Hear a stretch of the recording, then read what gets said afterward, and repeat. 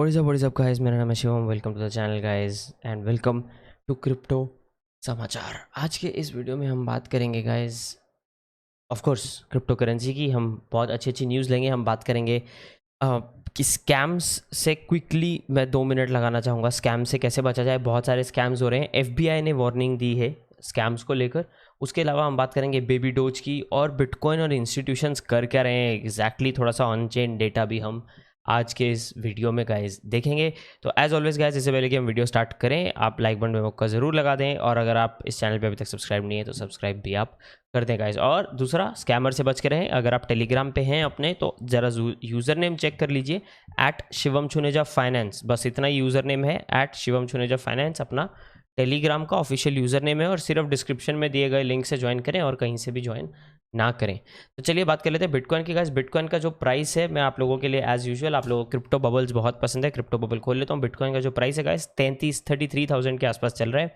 और हमें पता ही है कि 33,500 का जो रेंज है वो एक पुराना अच्छा रेजिस्टेंस रह चुका है। सो अगेन अब वही ऊपर नीचे प्राइस चल रहा है। तो वील हैव टू सी कि ये 33.5 वाला पॉइंट कैसे कब खत्म होता है। उसके बाद 34.5 के ऊपर भी हमें शॉर्ट टर्म में रेजिस्टेंस देखने को मिल सकता है। अभी ये हो गई शॉर्ट टर्म बात। लॉन्ग टर्म में मेरे हिसाब से बिटकॉइन का जो फंडामेंटली जो बिटकॉइन है उसमें तो कुछ ज़्यादा चेंज हुआ नहीं है गाइस। पूरी मार्केट डाउन है।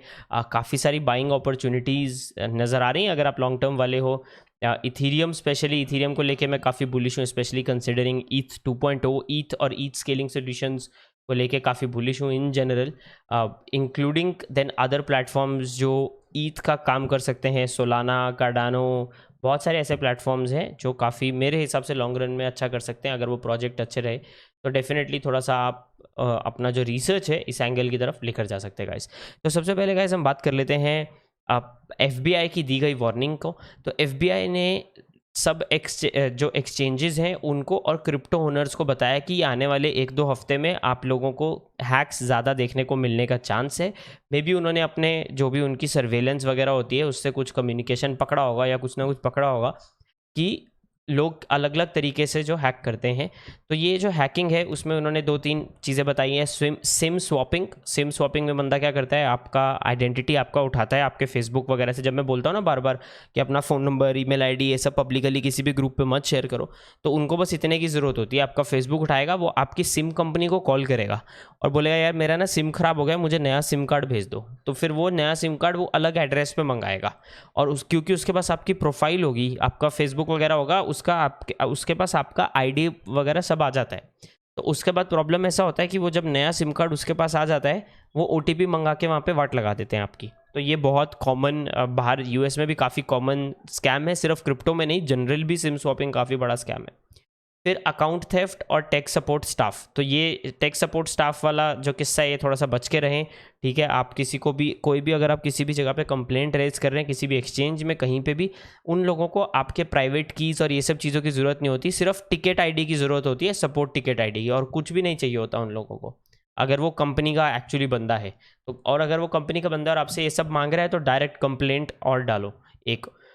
दूसरा गाइस बात आती है अकाउंट थेफ्ट की। इससे कैसे बचते हैं? इससे 2FA 3FA लगा के आप बच सकते हो। बाइनेंस की जहाँ तक बात की जाए, बाइनेंस पे आपका email OTP, phone number OTP और ऑथेंटिकेटर ओटीपी, ये तीनों चीज़ आप लगा लो हर ट्रांजैक्शन के लिए, तो थोड़ा चांस कम हो जाता है आपके हैक हो पाने का। बट इन जनरल अगर आप देखो तो हमेशा 2 फैक्टर ऑथेंटिकेशन तो ऑन रखो ही रखो। और 2 फैक्टर ऑथेंटिकेशन में भी थोड़ा सा हर चीज़ों का ध्यान रखना है। पासवर्ड अपना सिंपल मत रखो, चाहिए तो पासवर्ड जनरेटर नाम का एक वेबसाइट है, मैं आपको बताता हूँ। देखो ये पासवर्ड जनरेटर.net है, नहीं तो lastpass.com है। यहाँ से जाके पासवर्ड जनरेट किया करो। सेम पासवर्ड अलग अलग जगहों के लिए नहीं रखना है। तो ये इंपॉर्टेंट चीज़ें मैं आप लोगों के साथ गाइस शेयर करना चाहता था। बाकी तो ये आर्टिकल तो ऐसे ही मतलब वार्निंग दे रखी है उन्होंने। नेक्स्ट गाइस बात कर लेते हैं हम बहुत ही इंपॉर्टेंट एक मस्त चीज़ के बारे में, वो है बेबी डोज। बेबी डोज का जैसा कि आपने ऑलरेडी थंबनेल वगैरह में देख लिया होगा। मैं बार बार बोलता हूँ मीम कॉइन्स पे रिलाई नहीं करना चाहिए। बेबी डोज को भी लेके बहुत सारे लोगों ने पैसा डाला था, मुझे मालूम है, क्योंकि ग्रुप में कुछ लोगों ने डिस्कस किया था एंड मैं तब भी मना कर रहा था, मैं आज भी मना कर रहा हूँ। आप सोचो जहाँ पे बाकी की अगर मैं क्रिप्टो बबल्स देखूँ तो ये सब चीज़ें 4-5% डाउन है। शिबा की अगर बात करें जो थोड़ा सा पुराना या कंपैरेटिवली बड़ा हो गया है या बड़ा क्रिप्टो करेंसी हो गया है, वो 5% 6% डाउन है रादर। यहाँ पे मुझे अभी डोज दिख नहीं रहा है, डोज ये रहा, डोज भी 5% डाउन है, जहाँ डोज आज 5% डाउन है।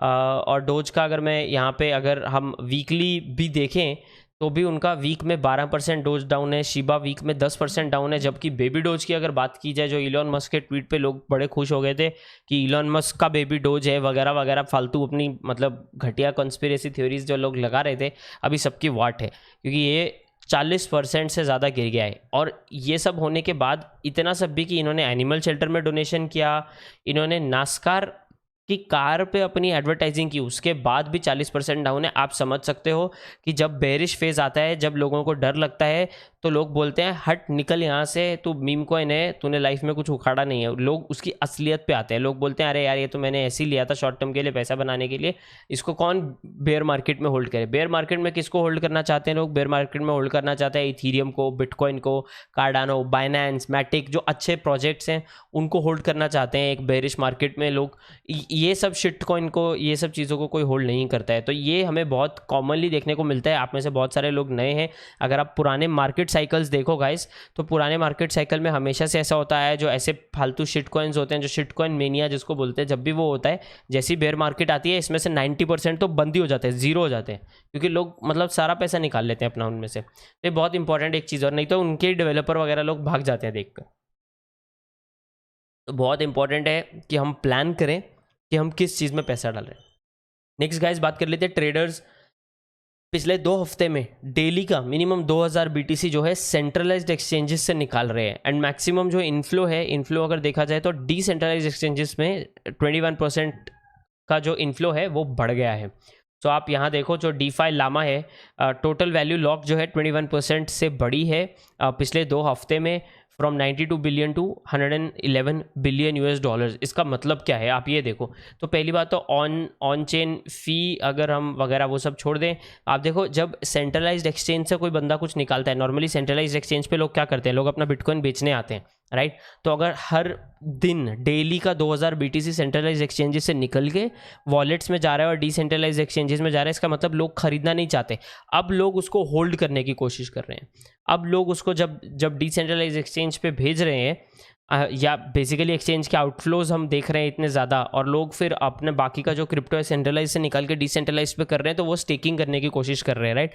सो अगर वो स्टेकिंग करने की कोशिश कर रहे हैं, इसका मतलब वो लॉन्ग टर्म होल्ड करना चाहते हैं। अभी लोगों का मेंटालिटी होल्ड की तरफ धीरे धीरे बढ़ता जा रहा है, और अच्छे प्रोजेक्ट्स एंड अच्छा मतलब जो बड़े दादाजी हैं सब चीज़ों के बिटकॉइन, उनके साथ तो ये हमें देखने को ही मिलेगा। तो ये ओवरऑल हमें मार्केट जितनी भी घटिया दिख रही हो, ये ओवरऑल एक बहुत ही पॉजिटिव साइन होता है। मैं आप लोगों को एक और पॉजिटिव साइन बता देता हूँ। शॉर्ट टर्म में शायद मार्केट और नीचे जाए, बट ये ओवरऑल अगर ऑन चेन के हिसाब से देखा जाए तो एक पॉजिटिव साइन होता है। Institutions cautious as crypto products post weak volume since October. तो हमें बहुत ही ज़्यादा वीक जो है वॉल्यूम देखने को मिल रहा है मार्केट में। एंड इसका इशू क्या होता है इसमें, नॉर्मली जब भी एक वीक वॉल्यूम हमें देखने को मिलता है, तो मार्केट की जो गाइज जो मार्केट में आप वॉलेटिलिटी होती है ना, बहुत ही ज़्यादा बढ़ जाती है, ठीक है। और हमें जो बिटकॉइन का डोमिनेंस है वो भी थोड़ा थोड़ा करके बढ़ता दिख रहा है। तो वहाँ पे हमें जो ऑल्ट कॉइन्स है उसमें काफ़ी सारा हमें वॉलेटिलिटी देखने को मिल सकता है, इनकेस हमें बिटकॉइन में वॉलेटिलिटी थोड़ा सा भी आया। एंड ऑप्टिमली जब भी ऐसा होता है कि वॉल्यूम कम होते हैं, वॉलेटिलिटी बढ़ जाती है, क्योंकि मार्केट को मूव कर पाना इजी हो जाता है कंपैरेटिवली। तो ये हिस्टोरिकली अगर आप पुराने साइकिल्स वगैरह देखो तो आप समझोगे जब जब वॉल्यूम कम हुआ है तब तक वॉलेटिलिटी काफ़ी ज़्यादा बड़ी है मार्केट में, विच इज़ फाइन, क्योंकि ये हमारे लिए अच्छी बात है। वॉलेटिलिटी बढ़ के मतलब ऊपर की तरफ भी ब्रेकआउट हो सकता है by the way. So short term में वी कांट रियली से कि एग्जैक्टली कहाँ मार्केट जाएगी, बट लॉन्ग टर्म में अच्छा है। एंड बिकॉज ये हो रहा है, आई थिंक आप लोगों को बहुत सारे बाइंग अपॉर्चुनिटीज़ मिल सकते हैं अच्छे प्रोजेक्ट्स में। अगर आप लॉन्ग टर्म के लिए अच्छे प्रोजेक्ट्स में होल्ड करना चाहते हो और इन्वेस्ट करना चाहते हो, अभी ट्रेडिंग वेडिंग का तो मेरे को पता नहीं, पर अगर आप सही में इन्वेस्ट करना चाहते हो और उस टेक्नोलॉजी को सपोर्ट करना चाहते हो, तो काफ़ी अच्छे हमें बाइंग प्राइसेस मिल सकते हैं। ऑलरेडी 50% डाउन है, बट आई थिंक और हमें 15-20% के आसपास का अप एंड डाउन भी देखने को मिल सकता है, तो we can get better prices. Now another on chain metric अगर हम देखें गाइज, तो ऐसा है कि बिटकॉइन का जो प्राइस है वो 33,000 के नीचे वैसे तो आया है, हाउएवर अगर ऑन चेन डेटा को देखा जाए तो BTC अक्यूमुलेट कर रहे हैं, तो जो माइनर्स भी हैं, माइनर्स भी अपना काफ़ी सारा BTC खरीदते रहे हैं।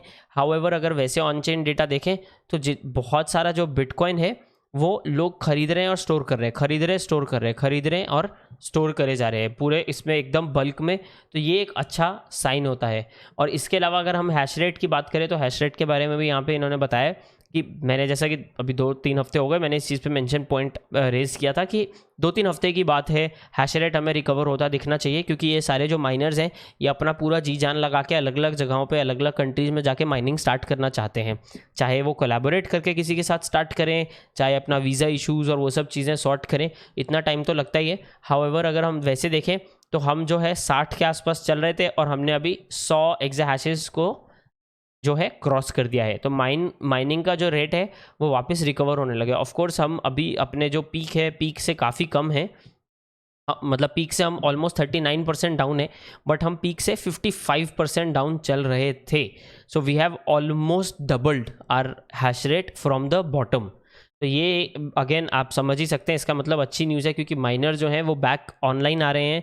इससे दो चीज़ें होंगी, ऑफ कोर्स बिटकॉइन का जो माइनिंग का डिफिकल्टी है 2 हफ्ते में वो बढ़ेगा, बट उसके अलावा अगर वैसे देखा जाए तो नेटवर्क की जो सिक्योरिटी है वो भी बढ़ती है, क्योंकि जितने ज़्यादा माइनर्स और जितने ज़्यादा नोड्स होते हैं एक नेटवर्क में उतनी उसकी सिक्योरिटी बेटर हो जाती है।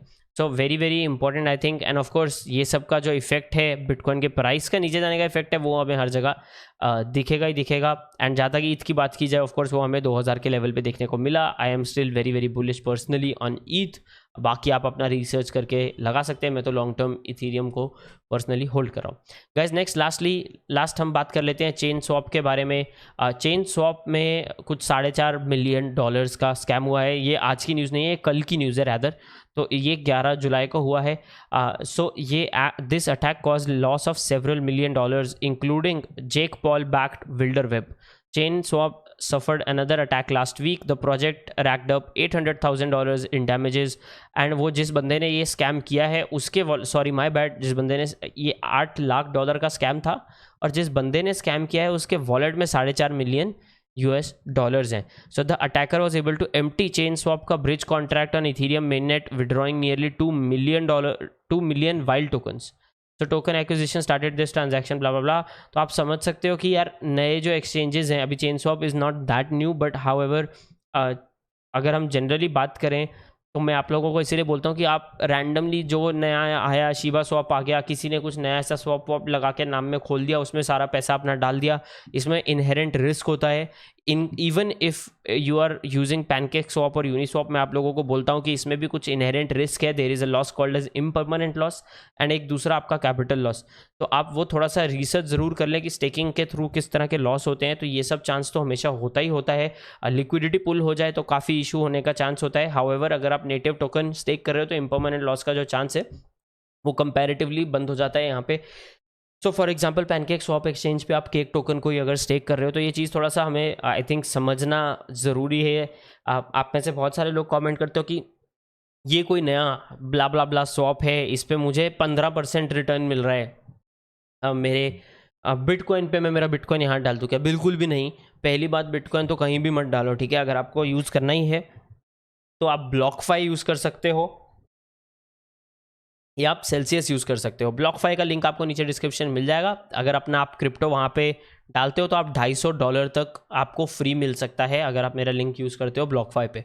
तो आप जब क्रिप्टो अपना डालोगे, $100 का डालोगे, $200 का क्रिप्टो वहाँ डालोगे होल्ड करने के लिए, तो आपको उसके अगेंस्ट प्राइस ऐसा रिवॉर्ड मिलता है बेसिकली, और आपको साल का एक एनुअल यील्ड मिल जाता है। तो ब्लॉकफाई मेरे हिसाब से कंपैरेटिवली सेफ़ है।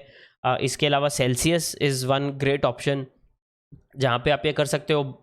तो बेसिकली फ़ायदा ये है कि यार थोड़ा कंपैरेटिव सिक्योरिटी और जो इंश्योरेंस वाला पार्ट है कि आपकी कैपिटल इंश्योर्ड है वो मिल जाता है। तो एडिशनली गाइस बहुत इंपॉर्टेंट है कि आप रैंडम डिसेंट्रलाइज्ड एक्सचेंजेस के ना तो मेरे हिसाब से तो ना तो टोकन लें और ना ही वहाँ पे अपना जो है पैसा वगैरह डालें, या बहुत रिस्की होते हैं जितने भी शिबा स्वैप वगैरह। अभी वो सब नया है, उसमें से कुछ भी प्रूवन नहीं है। जब प्रूवन चीज़ें भी हैक हो रही हैं इतना ईजिली, तो सोचो नई चीज़ें जिन्होंने, और नई चीज़ें ऑफकोर्स उन्होंने भी यहाँ जो एग्जिस्टिंग जैसे यूनिस्वैप है इनका कोड उठाया ही होगा, ये सारी चीज़ें ओपन ही होती हैं। सुशी स्वैप हो गया, यूनी हो गया, तो ये सब का कोड वैसे तो ओपन ही होता है, तो उसी को फोक करते हैं आधे से ज़्यादा लोग, वहीं से स्टार्ट करते हैं। बट स्टिल मतलब देर आर अननोन थिंग्स जो हो सकती हैं एक नए एक्सचेंज में इमीडिएट वॉल्यूम आने की वजह से, तो वो थोड़ा सा हमें गाइज ध्यान रखना होता है मेरे हिसाब से। बाकी तो अभी देखो कैसे मार्केट, वी विल सी कि कैसे मार्केट रिकवर करता है। हम अच्छे अच्छे प्रोजेक्ट्स के बारे में फंडामेंटली तो बात करते ही रहेंगे, एज वेल एज मैं अभी आने वाले टाइम में थोड़ा सा ब्लॉकचेन को लेके जो करियर एस्पेक्ट्स हैं उसके बारे में भी जाऊंगा, क्योंकि मेरे हिसाब से ट्रेडिंग और इन्वेस्टिंग तो एक पार्ट है, वो तो बहुत ही ऊपर का छोटा सा पार्ट है। ब्लॉकचेन की इंडस्ट्री में असली पैसा तो उन लोगों को है जो, और असली करियर उन लोगों को है जो इस इंडस्ट्री में है, एज अपोज टू सिर्फ इस इंडस्ट्री में जो ट्रेड ले रहे हैं।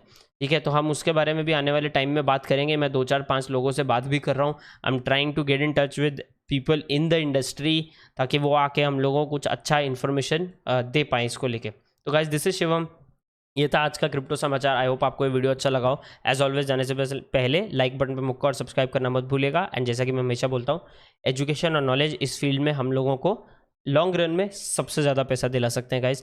This is Shivam signing off. मैं आप लोगों को मिलूंगा गाइज अगले वीडियो में, तब तक के लिए चाओ चाओ।